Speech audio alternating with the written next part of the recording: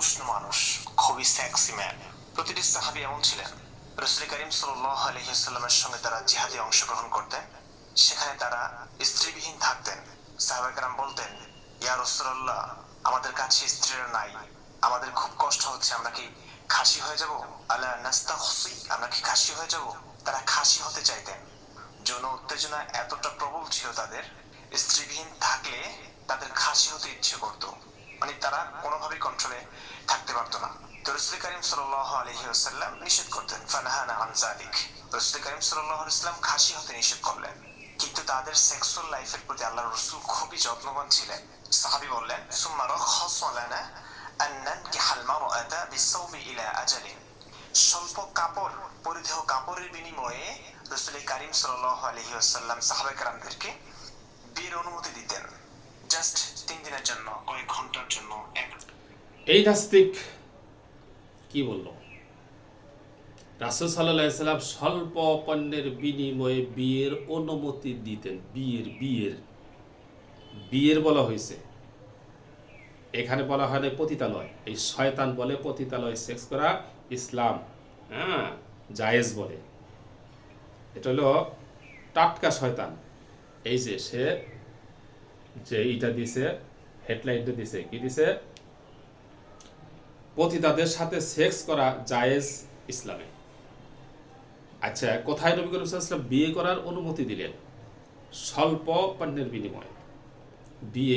বিয়েটা কিভাবে হয়? বিয়ের ভিতরে মেয়ের টাকাও দিতে হবে, সাক্ষীও থাকতে হবে। সাক্ষী এবং তাদের ইজাব কবুল হতে হবে। বিয়ের মধ্যে প্রস্তাব হতে হবে, প্রস্তাব গ্রহণ করতে হবে, স্বামী স্ত্রীর সম্পর্ক হতে হবে। সেটা হলো বিয়ে। আর নাস্তিক বলতেছে এটাতে পতিতালয়ের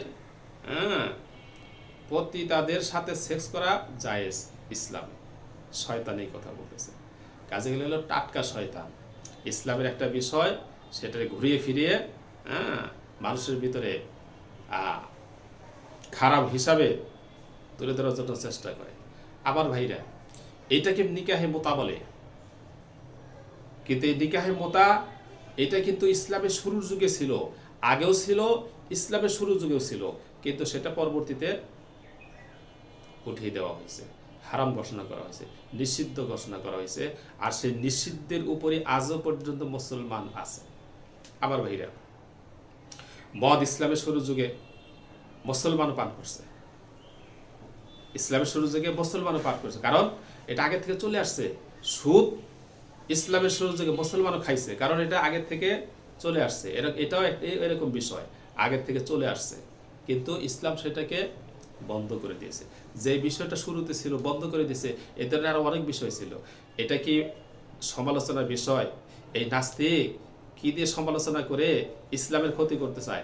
এই সমস্ত সমালোচনাকারীর মানুষ ওদের মুখের মধ্যে থুক মারে। তার কারণ মানুষ জানে যে এগুলা সম্পূর্ণ ফালতু বাজে কথা। ইসলাম এগুলা থেকে বহুত আগেই পবিত্র, শয়তানের দল।